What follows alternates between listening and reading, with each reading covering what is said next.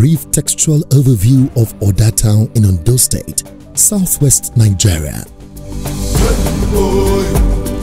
Discovering Oda Town, a glimpse into Ondo State's hidden treasure. Welcome to Oda.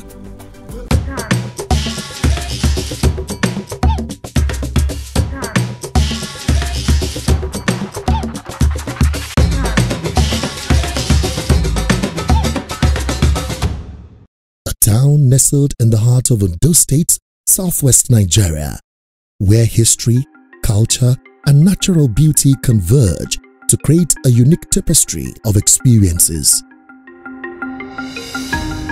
Oda Town boasts of a rich cultural tapestry evident in its traditional festivals, dance, music, and art forms that have been passed down through generations. Its historical significance is mouth-watering and speaks of great cultural realities.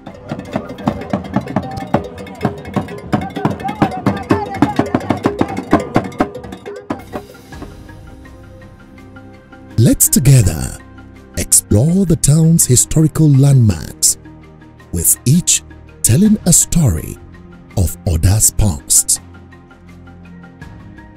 From ancient structures to sites of cultural importance, every corner reflects the town's journey through time. Two kings, Oba Imologbe and Oba Ashodeboyede, took off from Ile-Ife on a journey to Akure. Imologbe didn't settle down in Akure. He proceeded to Ogbe town. According to the story, Eye Erelu was the one that accompanied both of them on that journey. They settled at Ogbe for a while before the frequent war that could not conquer the Ogbe town until the third time changed the narrative.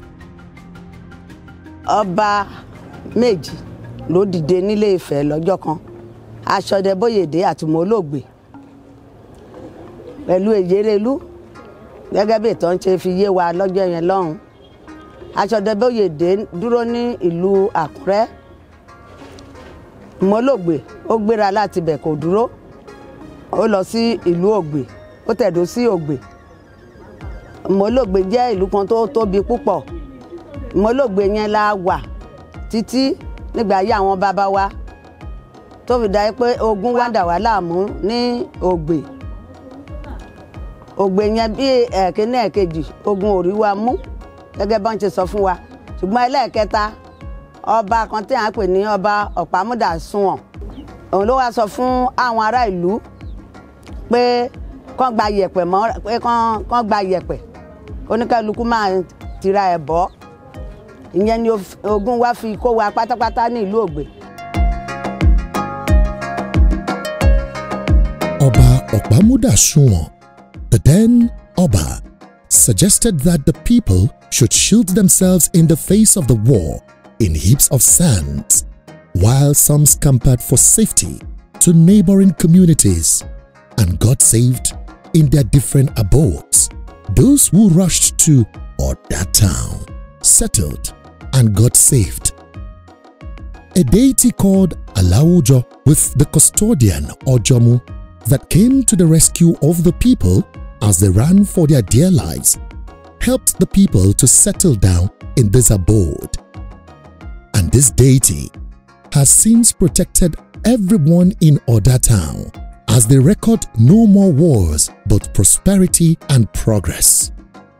Àwọn tó lè sá sálà, àwọn kan sá lọ sórí omi, àwọn tó gún kó àwọn ló wà ní ìlú Ìbìní, àwọn kan sá lọ sí ìlú Àkúrẹ́, àwọn kan wọ́n sá yá ìmọ̀lẹ̀ tó wà ní ìlú Ọ̀dá níbí ìlú ọ̀dà yìí ni àwa tí a sálà nígbà yẹn lápá kan wa tá a sá sí tí mọ̀lẹ́bí ló gbà wá pẹ̀lú àwọn aláwòrán bíi mọ́ra nígbà yẹn mọ̀lẹ́ tí a sáyà nígbà yẹn ni aláwo jọ mọ̀lẹ́bí ló gbà wá dúró la ṣe dúró sí ìlú ọ̀dà níbí ìgbà tógun ti kó ọ̀pọ̀lọpọ̀ wa lọ láti ìgbà tí a ti sáyà mọ̀lẹ́bí kò sógun kò sọ̀tẹ̀ mọ́ gbogbo ìgbà yẹn tógun bá tẹ̀ fẹ́ ṣèṣì mọ̀lẹ́bí wọn lá kọ́lé rẹ̀rẹ̀rẹ̀ àtàgàn dí ojú ọ̀nà kò sógun tó lè wọ bímọ àtìgbà tá a ti wà nílùú ọ̀dà kò sógun kankan tó ń jà wá nílùú yìí ogun ò kì í jà lú ọ̀dà.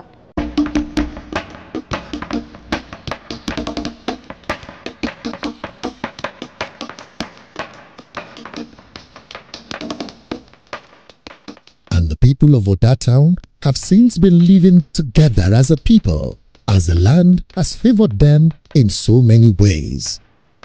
Odaye was the name of this community, but was later shortened to Oda, which was in existence before they got there. Odaye ni bí ń jẹ́ Odaye náà wá gé sí kúkúrú sí Ọ̀dà. There are 3 ruling houses in Oda Town, namely Okunbadejo, the current house occupying the stool, Olumadeji, and the Ajiluyekun ruling house. Ìdílé mẹ́ta ló ń jọba ní ìlú wa ní ìlú Ọ̀dà níbí. Ìkíní ni Okunbadejo, àwọn ló wà lórí àlífà báyìí lọ́wọ́lọ́wọ́. Àwọn Olúmadéjì ló jẹ́ tó kúrò níbẹ̀. Okunbadejo ló wà ńbẹ̀ báyìí. Ìkẹta òun ni Ajiluyekun èyí tó jẹ́ ìdílé tèmi gan.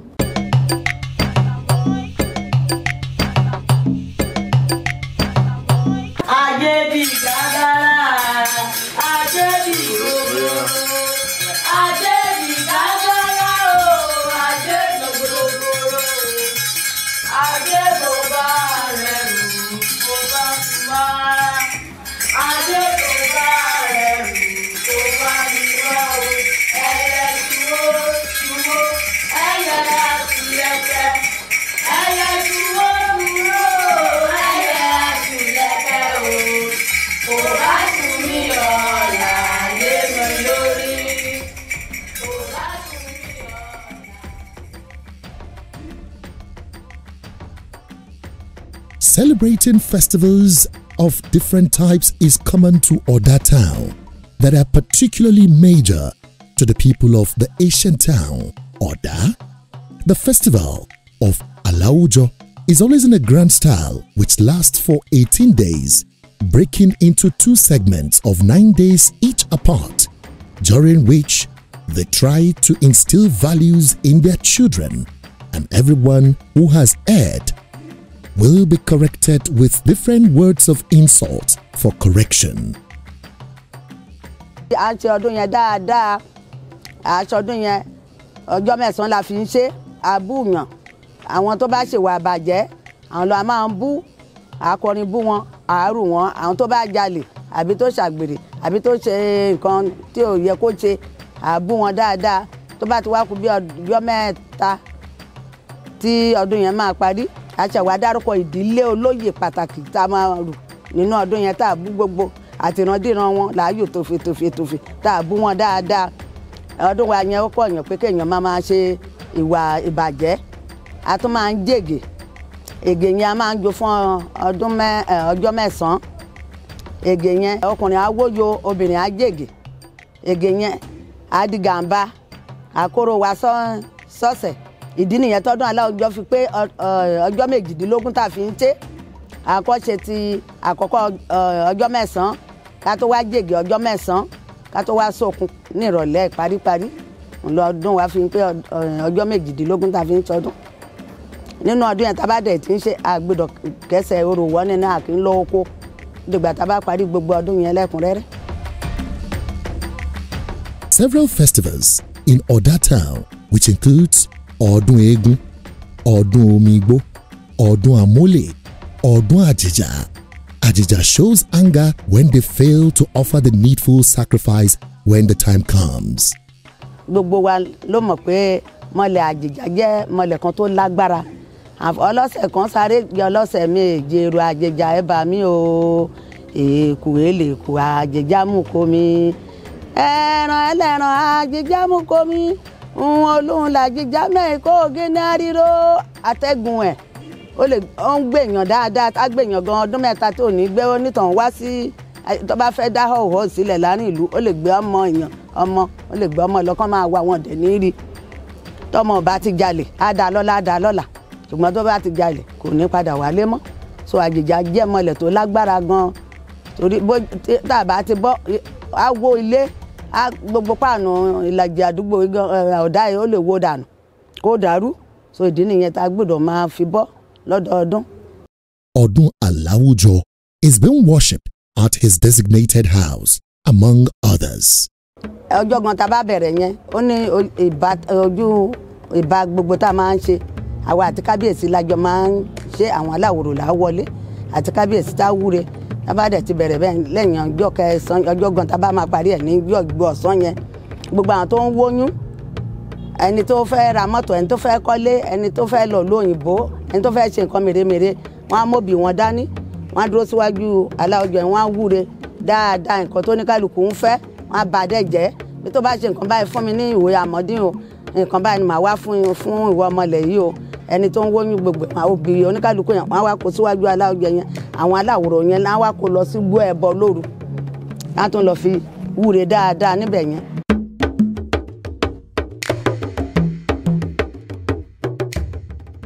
All of these festivals comes with success stories annually, as there are testimonies over the years for the sons and daughters of Oda Town at home and in diaspora.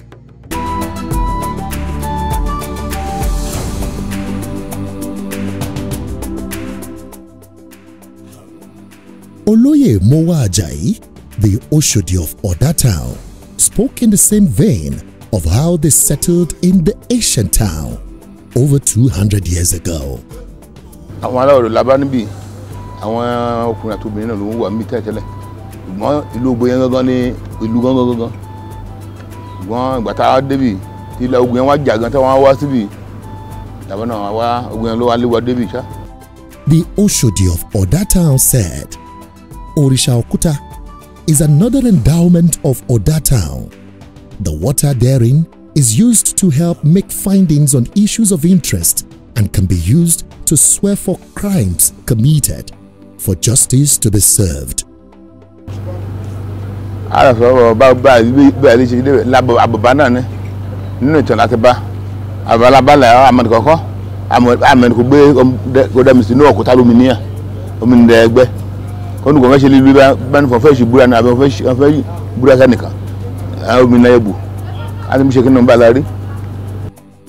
Oloye Oshodi of Oda Town took the team to the point where Ujaboba, which was found in existence and has since been honored and offered sacrifice annually at nights by hunters to feast together in an atmosphere of happiness, a deity that requires a good heart from the worshippers, as betrayal is not tolerated by the deity.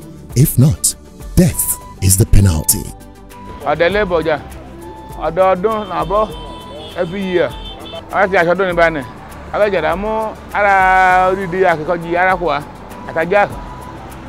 I jam a Jinambo. And I see a big casual leg with Ya Shim. Now, the band I job Jack, I just know order. I go to the Ajel to the or I buy your so I became by your because you first a blue for it. Or Yaqua. The whole festival that is celebrated in the town are all supported and powered by the royal father of the land, Olojoda of Oda Town, His Royal Highness Oba Julius Ajayi Adewumi Omomo, and his entire subjects. Oloye Oshodi, when asked about the transformation that has been recorded since the celebration of all these festivals, he said there was no point in time that human blood was used for sacrifice right from the onset. He said only livestock such as chickens, cocks, pigs, dogs, among other animals are used for festivals and sacrifice. nǹkan máa mú ṣọdún nílé eku ẹja ajá iyọ̀ epo làmú ṣàdúrà rẹ̀ àtàkùkọ jíyẹ. He then took the team to the forest of Alawujo, where we get to understand that this forest is being cleared for the annual celebration of Alawujo Festival, which takes place annually, such that there are some restrictions when there are no festivals building up. ọ̀nà kan lọ́jọ́ ìbẹ̀lẹ̀ ibi pèrègùn wà ní kan là kan mọ́ mi sí lọ́tún lóṣù ni ẹ̀yà àlọ́tún àlùsàn àárín ẹ̀dùn bíi lágbà lọ sínú gbọ́ ọlọ́jọ́. Kọ́dún bá ti jọ. Aṣọ gbogbo rẹ̀ kílẹ̀ rẹ̀ àmúbàrí òsì ọdún ká ti dọ̀la gan àti mọ̀fọ́ ọdún ti dé àti rúgbó bẹ́ẹ̀ bá ti change.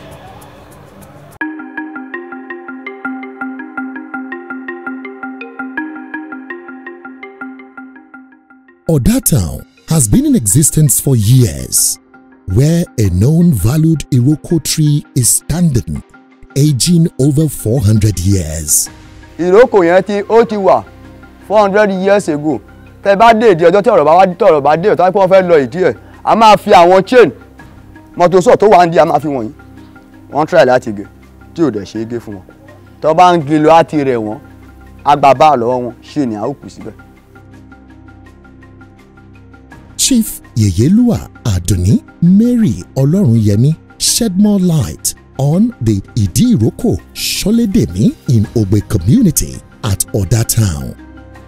Kan bá ti yà ṣọdún lérí alíbéyí ọdún aláọjọ́ àbẹ̀fọ́ káàbọ̀ ló gbèlíbé ká yà bọ́ Iroko Sholedemi kété ọba lọ́ba ọ̀nà náà mọ́bì rẹ̀ kàn sọ sí inú ilé rẹ̀ lè kó ṣe dáadáa lọ́ba ni ṣíwọ́rẹ́ gan kókógun jùlù yìí ugbólúgbóná ojú sósì lọ́pàá dàn sùn. She spoke about meeting the tree, which has been in existence from the time of early wars for the wars that were fought, as it was tagged Ado, and that went viral, and it was called Sholedemi. Ogun kọjá ló gbẹ̀hún, ogun Ado lè jà ló gbẹ̀hún. Ogun Ado ń kété Nàìjíríà pátápátá lè jọ̀lú èyí bẹ́ẹ̀ nìkan ṣé gbọ́ mi kàn wọ yàrá kété ká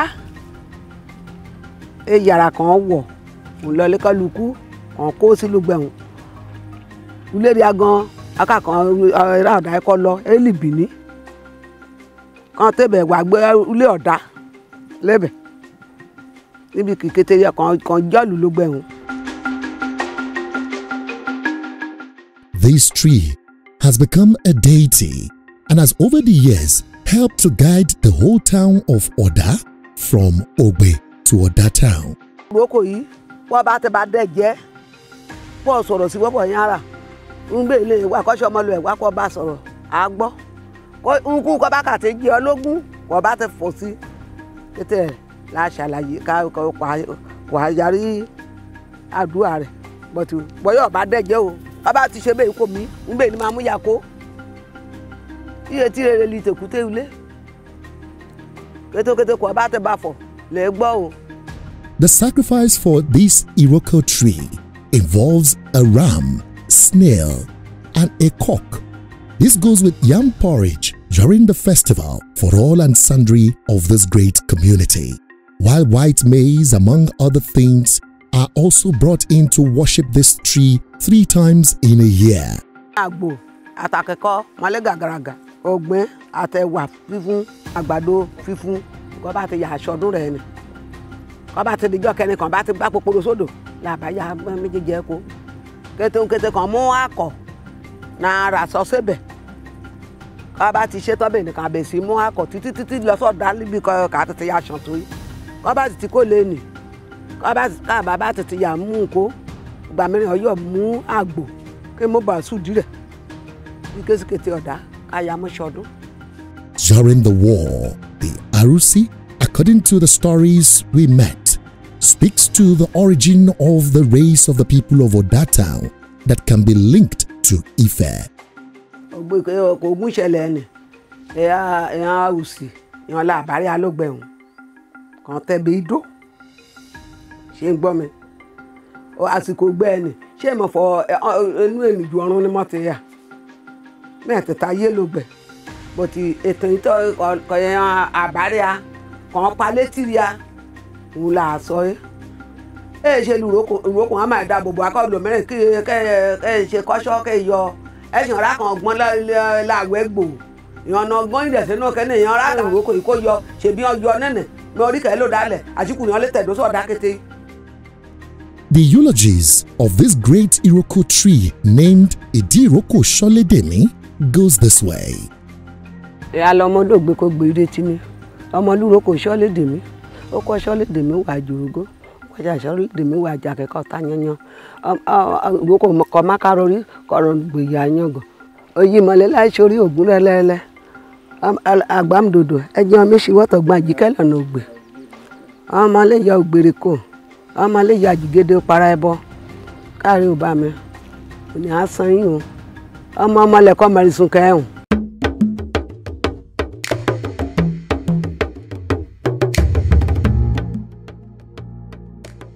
High Chief Oladele Diyeye Erelu, Iyaloja of Oda Town, and the custodian of the river they called Omigbo, a river that remains an endowment as it cures so many health issues and providing children for those who are barren. Omi ọmọ ni báyìí sọ ń ṣèyàn tó bá pọn omi wọn kì í lágbo fún onítàn kan lọ fi wẹ̀ kán fún un ara onítàn wọn á dá o kò sí nǹkan tó ń jẹ́ ìgbóná kankan ní ìlú níbí gan tó bá dà pé bóyá àìsàn kan fẹ́ dàbí pé ó fẹ́ ṣe kinní ní ìlú tó bá wá síbi tó bá ti bọ́ tó bá ti pọn omi kan gbé wá sí àárín ìlú tó bá ṣàn káàkiri gbogbo àìsàn yẹn ló máa lọ.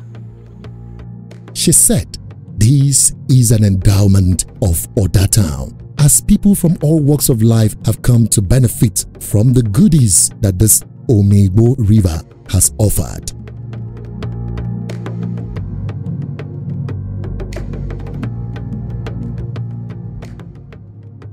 Surround yourself with the lush landscape that characterize Oda Town. The town is adored with greenery, providing a serene backdrop for both residents and visitors.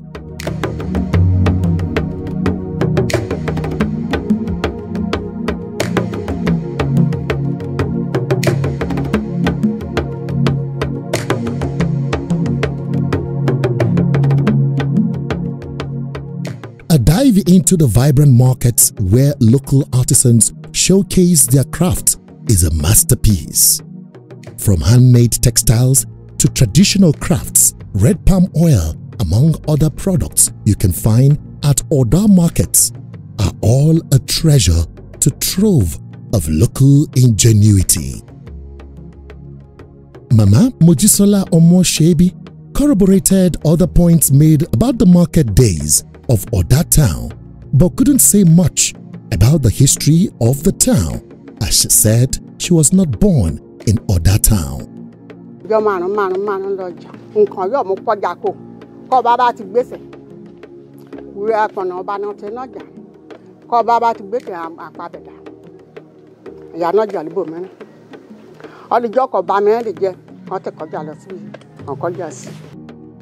Iyaloja of Oda Town spoke to us about the market in the town.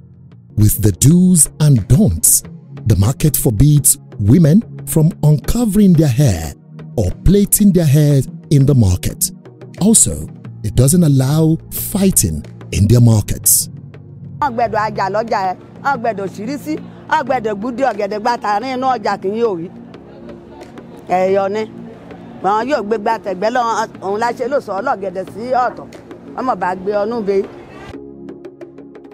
The palm oil market is being run every 5 days alongside other markets, except on Sundays and festival days.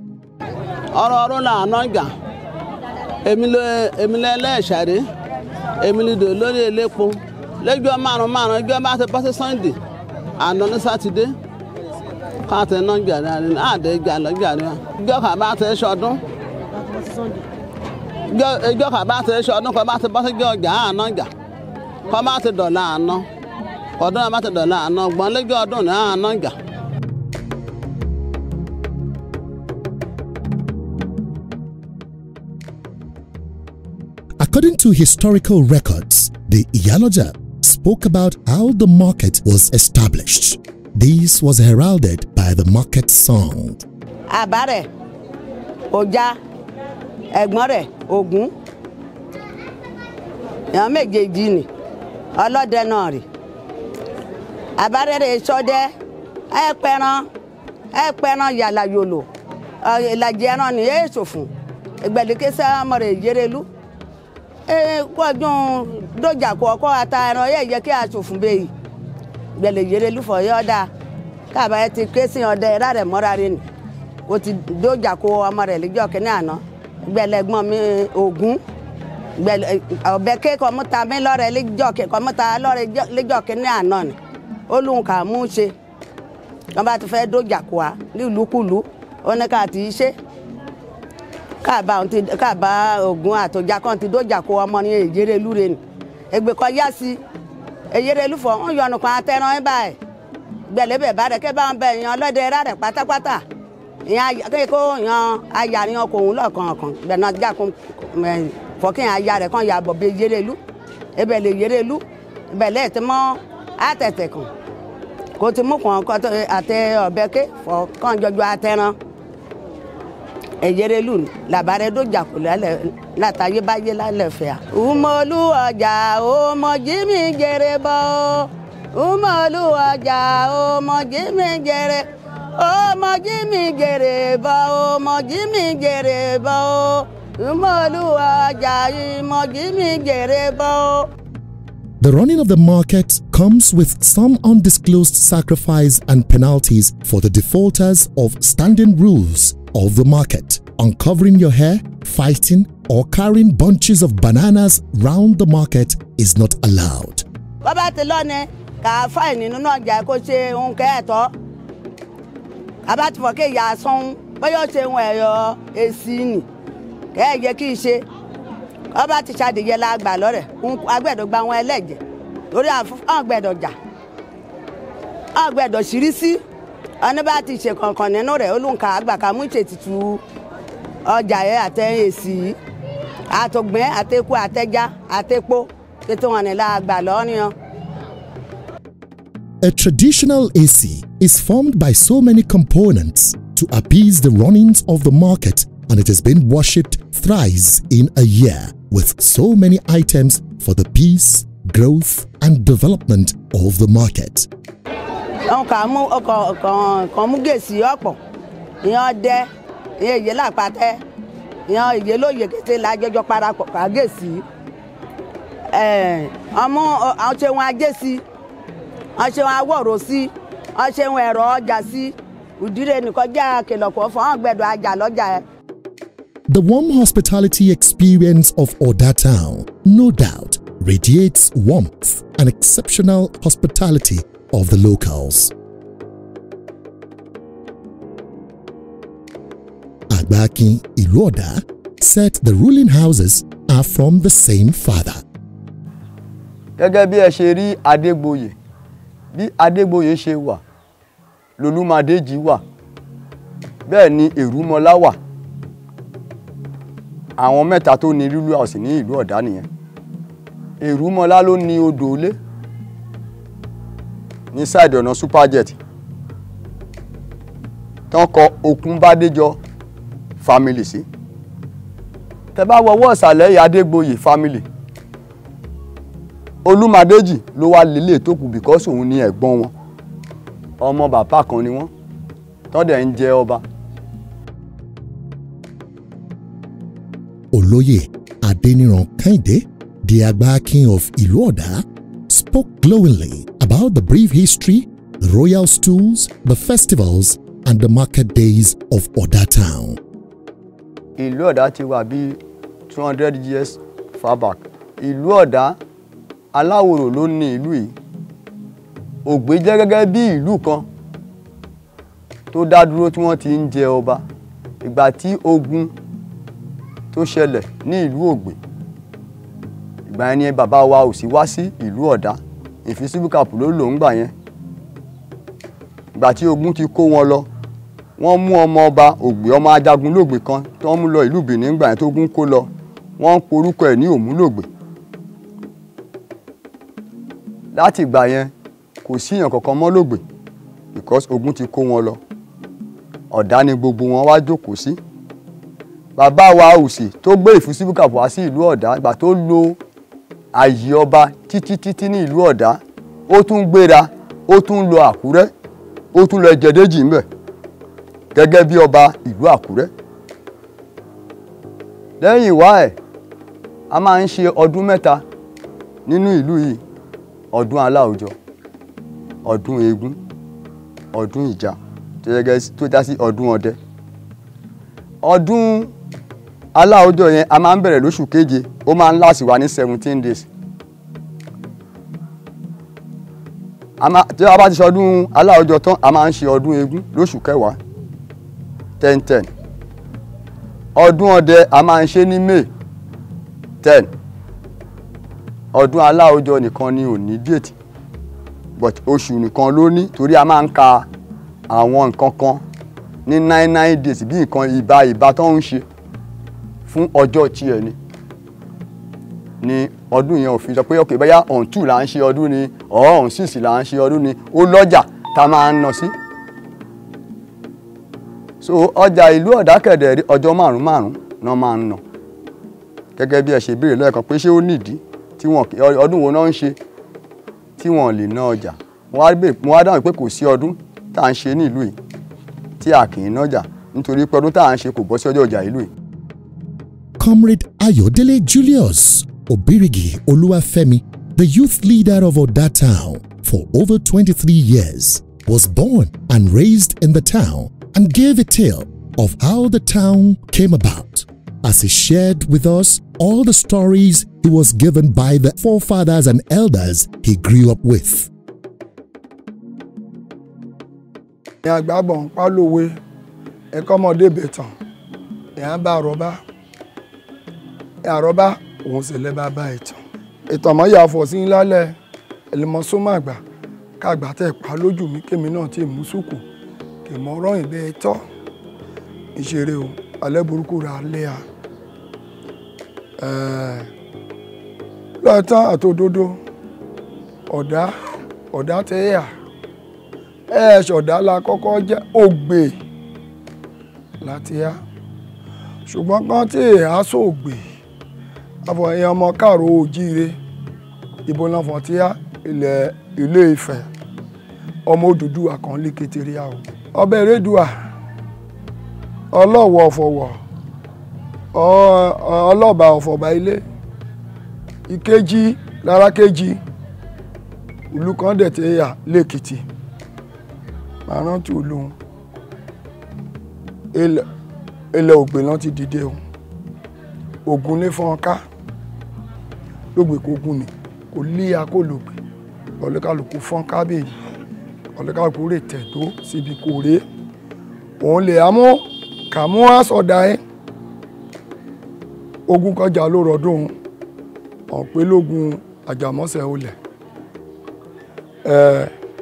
èṣù dálẹ̀ ọ̀dá èdè dúró ogun bá àjàmọ́ ogun ní ọlágbára ọlọ́mọgbọ́mọ sílẹ̀ gbígi àdẹ gbàdúrà lélẹ̀ káàró jíire kúrò ogun àjàmọ́sẹ̀ olẹ̀ ní kẹ́ ẹ padà jà ọba kọjẹ lóògbé káfọ̀fọ̀ rẹ̀ gbóná sọ́bi rẹ̀ sí báyìí kàn bá ti wíre oyè ọba po kan ti jẹ lóògbé títí àdọ́dá kọ́ bá ti kan wúre tọ́ba ni ìlàndíjú fi obì rẹ̀ ṣùgbó èni ọmúre kúfọ̀ ṣòbá ni.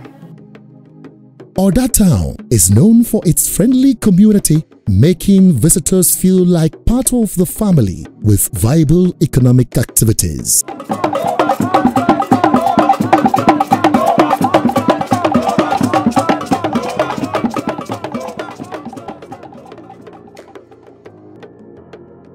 Comrade Oluwafemi spoke further about the glowing benefits of Oda Town. History is very important, and Comrade Ayodele Julius Oluwafemi heard so much from the elders and is about to reel them out one after the other. He even remarked that in 1954, when the late sage Chief Obafemi Awolowo came visiting, he met the forefathers that made Oda Town what it is today. Láti ilẹ̀ Ìgbò, ọmọ kan ya tọrọ ọmọ. Ṣọmọ nìkan o, àwọn òṣìṣẹ́ mẹ́kẹ́ lọ wájú. Ọ̀nà mẹ́kẹ́ là kété. Kọ́ bá ti rí bà, wọ́n ya sùn ẹ̀jẹ̀. Kọ́ bá dètè àdọ́dún. Ọ̀rọ̀ ni kan ya mú màlúù sùn ẹ̀jẹ̀ lọ́dà. Kọ́ bá ti bọ̀, àmúwá sùdí alájọ ìrọ̀ ìkẹ́mú lọ sómi. Omi gbóyè.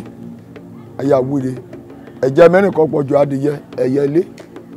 Àwọn kéyàmú sán. Abiyamọ ló mọ̀lẹ̀kẹ́ lómi gbóyè. Èyí ọmọ ni. So ọdẹ gbàdúrà ni on kéèsì ẹ̀ẹ́jẹ̀ hàn. Ní 1954 ọgbà yẹn Awólọ́wọ̀ ọgbà yẹn dá kòkó bọ̀dọ̀ mú kòkó wá sílẹ̀ alẹ́ Àjílúyè ẹ̀kọ́ lọ gbẹ́ sí o báyà yẹn àti gbọ́ nínú ìtàn Awólọ́wọ̀ lè mú kòkó wá síbi Àjílúyè ẹ̀kọ́ níní o títí Àjílúyè ẹ̀kọ́ lè bá òun àti Ondo rẹ̀ àwọn jọjọ sàgbé àwọn pé bàálẹ̀ mọ̀dárúkọ ẹbẹ̀ wọn lè sẹ́nu màá dẹ̀ rántí ibẹ̀ sẹ́ express ni kọjáde sọ̀nà Ìbíní mẹ́bọ̀ màá rántí ibẹ̀ wọn sẹ́ so Àjílúyè ẹ̀kọ́ níní o láǹgbòdo kàn fọ ẹ báyìí kò dìde oko ìjọba ẹ Àjílúyè ẹ̀kọ́ níní ọ̀dà níní o. He further said the ruling house stories that he was about to highlight as a youth leader who have served Oda Town for over 23 years are records that can be double-checked. Ọ̀ràn mẹ́ta lè jọba lọ́dà ẹ̀. Ọ̀ràn kínní Adégbòyè. Ọ̀ràn kejì Àjílúyè ẹ̀kọ́ kọjá ìgbọ́nrin pátápátá. Ọ̀ràn kẹta Òkúbádéjọ. Ọ̀ràn mẹ́ta ìjọba ẹ̀gbọ́n àtàbólìyàn mẹ́tẹ̀ẹ̀ta lógún jọjọ líhàn kò lògbè ọjọjọ wá síbi. Ọmọ Adégbòyè ni ọdẹ ni Àjílúyè òun lẹ̀gbọ́n ríhan òun làkọ́bí ọ̀gbẹ̀nà bí Adégbòyè ọ̀gbẹ̀nà bí Ògúnbádéjọ ọ̀gbẹ̀lẹ̀ yàjọ́ obìnrin ùdíkìyàn mẹ́tẹ̀ẹ̀ta kan mú yàgò kóra kéèsì tí fọ́n yàgò kóra ọ̀ràn kan ògèdè ọkùnrin ẹ bá sí fọ ẹ̀gbọ́n mi lè yàjọba lé kọ́kọ́ bá ti kó líbẹ̀ àbò mi lè di akàn àbí kókó líbẹ̀ èmi lè di akàn ṣùgbọ́n ọ̀rọ̀ kan ní débi ọ̀rọ̀ Ògúnbádéjọ kọjá borí ọ̀nà òun lẹ́fà kúùdí kan méjì mi fọwọ́ fa gẹ́gẹ́ bó mọ̀ gbọ́ lẹ́rùn èèyàn bá mi kọ́ ṣọ́wájú mi ẹ bá o aṣọ́wájú ayé àtẹ̀yìn ayé mo ṣe bá o mo mọ̀ yà fọ̀ lálẹ́ ẹ̀rà àwọn mi ò kọ́tí mọ̀ èèyàn ìṣáájú ẹ̀rà àwọn mi ò òun lè pé Àjílúyè ẹ̀kùn Adégbòyè Ògúnbádéjọ ẹ̀gbọ́n tàbó lọ́rin ṣùgbọ́n aborí ọ̀nà ọjọ́bìnrin ọ̀lẹ́ni ọ̀gbẹ̀lẹ̀ lọ́kọ̀ ọ̀gbẹ̀lẹ̀ mọ́kọ rẹ̀ á ẹ̀kan jọjọ àgbé ẹ̀bẹ̀ṣẹ́ lọ́mọ́ ṣoṣẹ́ lòrọ̀dún mẹ́fọ̀ yóò lóògbé ẹni o kàn pè lẹ́bẹ̀ṣẹ́ òun láàbò àbẹ̀dẹ́ àwọn èèyàn bá mi sọ kọ́ṣọ̀ọ̀sẹ̀ kan lọ́ lò lọ́dọ̀ rẹ̀ àdèlọ́ ibòmíràn àdìyà lo ọ̀sẹ̀ kan náà oko Àjílúyè ẹ̀kún bá ti ṣán sílẹ̀ Adégbòyè ṣán sílẹ̀ lọ́dún ni ọ̀gbẹ̀lẹ̀ Ògúnbádéjọ àbúrò ọ̀gbẹ̀lẹ̀ Akíyan Dògárì ìyàn ọmọ rẹ̀ ìyàn ọmọ lẹ́yìn ọkọ rẹ̀ ọ̀gbẹ̀lẹ̀ akún lọ́bẹ̀ yọ́yá àti ṣọ́kù ni àti júwọ́n àti gba àti rí rèfèrèfè àti wá ọ̀gbẹ̀lẹ̀ Ògúnbádéjọ ọ̀gbẹ̀lẹ̀ alọ yọ́yá kan yà gbẹ̀hún sí èkó kan bá débẹ̀ Ògúnbádéjọ dé bá àbò òǹkú ẹ̀rùn lè kò kún ṣánko ó ṣe lọ́dún kìíní ó ṣe lọ́dún kejì lẹ́ẹ̀dọ́lọ́ kọrẹ̀ ya ọdún kan yá ẹ̀kọrẹ̀ àtẹ̀lẹ̀ pẹ̀lú Ògúnbádéjọ wọ̀ Àjílúyè ẹ̀kùn ikú ń ṣe ṣánko yí kàbùn lọ́dọ̀ ọdún kan yá gbẹ̀wún sí wọn ò dẹ̀ bá ṣe ọ̀gbẹ̀lẹ̀ bínú ọ̀gbẹ̀lẹ̀ á sí ọ̀nà bọ́ọ̀dù yìí lọ́nà bọ́ọ̀dù yìí bá lébe roundabout yìí lọ́sọ̀nà ògbè yàdé láǹgbòdo yàdé aládùúrà ọ̀dọ̀rẹ̀ àti Àjílúyè ẹ̀kùn àtọ̀dá lọ́jọ́jọ́ sàgbè Àjílúyè ẹ̀kùn lẹ́ni kété bí ọ̀nà wọn àkọjáde sí Bìní àwọn ti láǹgbòdo Àjílúyè ẹ̀kùn lẹ́ni kété bí ọ̀gbẹ̀lẹ̀ ya lànà bí ọ̀gbẹ̀lẹ̀ tẹ̀bẹ̀dó ẹlẹ́dẹ̀ dọ́dún kówó kọtẹ̀lé ọ̀gbẹ̀lẹ̀ Abonian, Combile Agilia, Queen Adeboye, Ubelede Shoko, called the Wari Tirichi, Ubelabure de Yagbensi, Ubelinu B. Unko ṣe ṣẹ̀gbọ́n ni ẹ̀gbọ́n ni ọmú gbọ́n béèrè ọ̀n dẹ̀ àgbọ́n rẹ̀ ẹ̀kan tọ́tọ́ gbẹ̀hùn kan sí ìgbẹ̀lẹ̀ gbọ́n bẹ̀rẹ̀ ìgbẹ̀lẹ̀ yá sọ̀nà kìíyìn òye àwọn pè lọ́nà Adégbòye Rúlé family àpè lágbọ́ta Adégbòye Rúlé family òun lè tẹ̀bi ìdókọ̀ lànà kọ̀mádà lànà kan sọ́pa kòrìdùlù lọ́jọ́ òní ìgbẹ̀lẹ̀ dẹ̀ gbà borí ọ̀nà ìrìpó ẹ̀kẹ́dẹ̀ ìyọ̀nà ọbẹ̀ ẹ̀kẹ́dánù kan ṣalákóso ìbẹ̀. It is widely believed that the land has challenges of so many amenities such as portable water. Comrade Oluwafemi speaks on how Omigbo was discovered. Ṣé wọn fọmọ fọlọ bẹ̀rẹ̀ fún ìlú aláwòrò líbé kété òun léyàn o ACB kan bá ti ìlú kan bá ti ju ìlú aláwòrò kéèsè rò ń máa ń lẹ́bẹ̀ omi hàn lóhùn bí 30 ọdún sẹ́yìn ìlú mẹ́ta lẹ́yà sọ́dà ẹ̀ kan ya pọnmi lásìkò bẹ́ẹ̀ lóògbọ́ gbẹ́lẹ̀ bẹ́ẹ̀ ọjà rẹ̀ jẹ́ kan lára ní ọ̀hún lára bá ọ̀la náà pé gbẹ̀hún ọjọ́ kan lára ní ọ̀hún ọ̀rẹ́sẹ̀ jẹ́ kan lára ní ọ̀hún àkáṣọ lérí látò rẹ̀sẹ̀ àyàfọ́ ọlọ́dà ẹ̀ àyíṣàgbà ọdùnpẹ̀kọ̀gbẹ́ wọ́n tẹ̀ lọ akẹ́kẹ̀ẹ́gì àrọ́bà kèrègbè kan mọ́ pọ́nmi gbẹ̀lẹ́ yìí sómi pípọ́n ọ̀rọ̀ nìkan ẹ̀pọ̀n ogún kíní water tanker kan mú tomi ká kí wọ́n jọba lù wọ́n ọ̀rọ̀ ọlé private kọ́ ya pọ̀n mi kàn ta so ọ̀nà wo lágbàró mi lọ́dà yín èṣè yìnyín ọmọ Adégbòye o àkọ́bí Adégbòye torí ọmọ ṣe àbárẹ̀ ọ̀dẹ̀ náà ni gbẹ̀lọ́n pé àkọ́bí Adégbòye òun gbẹ̀lọ́n pé lájẹ wà òun làkọ́bí rẹ̀ ó ti rí àwọn tí wómi ọgbẹ́ mẹ́fà wẹ̀ lódìdí jọ́ mẹ́rin omi kan bá ti rí ṣé omi kan dára tọ́ ọmọ olùṣe kan ṣe momi gan ọmú gbùrúgbùrú torí á tán ṣùgbọ́n ká ọmọ rà dá ọ̀sán gan lájẹ wà ní ṣọdẹ débi kan ti rí omi kan pẹ̀lú omi igbó kẹ́ẹ̀gbẹ́ lọ́dà ibi kan ṣọdẹ dé kò ti rómi kan tẹ́ bá pàdé ẹ̀ẹ̀kan ṣọdẹ yúbẹ̀rí òun gan ọ̀mọ̀nà ọkà lọ tí wọ́n mọ̀ fọ́ láti kí èèyàn dẹ́ bá ti ṣọdẹ wọ́n mọ̀ bá sọnù ségbè sínú ọdẹ nì ibi kan á ti dé wà pàrọ̀ wà la kàlẹ́ bẹ̀ hàn àmì ìwà pàlélé pé ọ̀tẹ̀ wọ́n ti bèé kọjá wọ́n náà ní kó ọ̀dẹ̀ lọ díẹ̀ kó ṣe igi lu abẹ́ kàbí ẹ̀rà wàjá wàá mú ṣe atọ́nà náà pé ẹjọ́ dẹ́ jí ṣìnà sínú gbé òun lẹ àjẹwà ṣe tútútútú kọmú kan omi gbòní ùtùmọ̀ omi gbòní omi inú igbó ìlú omi ń ṣàn tẹ́rẹ́rẹ́rẹ́rẹ́rẹ́ kọ́ ṣọdẹ débẹ̀ lọ́sàn kan ibo lomi ti á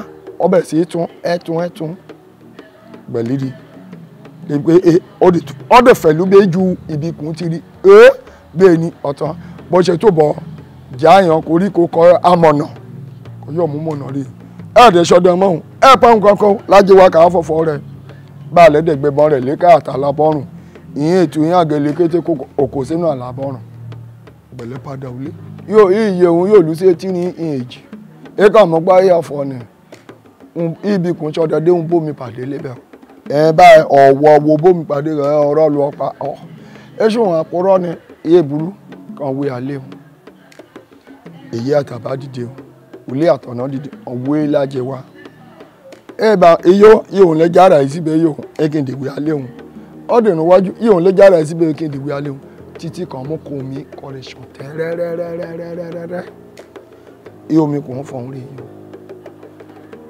òun lẹ Adégbòye àbáníyàn kété ní ọkàn wa báà lọ ṣe wọ̀ mí o kùtù mọ omi wíwọ̀ ni ọ̀fẹ́ sèyí ọ̀hún kì í ṣe àgbẹ̀ ẹ̀gbẹ́ ọmọ nínú ṣe èmi ṣe ń lù kankan kan ṣe sọ́dọ̀ omi gbóre nìyẹn omi inú gbó àjẹwálé ṣàwárí omi.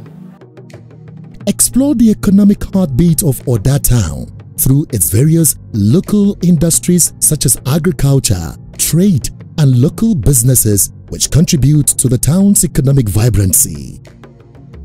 Oda Town takes pride in its educational institutions, fostering a culture of learning and growth. Schools and colleges play a pivotal role in shaping the future of the town for the young ones, and their products are thriving in their various fields of endeavor at home and in diaspora. Immerse yourself in the festivities that define Oda community spirit. From religious celebration to cultural events, the town comes alive with colors and traditions.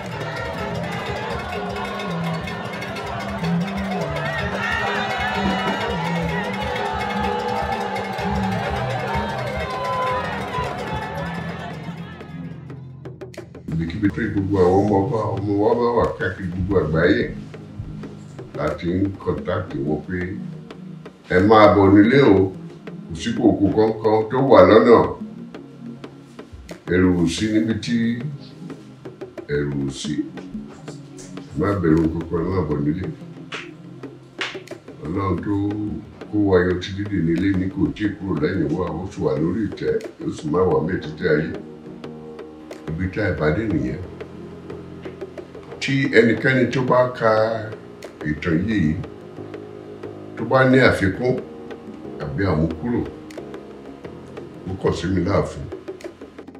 As we journey through Oda Town, it becomes evident that this town is not just a location. It is a living testament to the resilience, diversity, and unity that characterize the people of Oda Town in Ondo State, southwest Nigeria. Come, explore Oda Town, where tradition meets modernity, and every step is a discovery of the town's unique charm. Welcome to Oda Town, located in Ondo State, southwest Nigeria.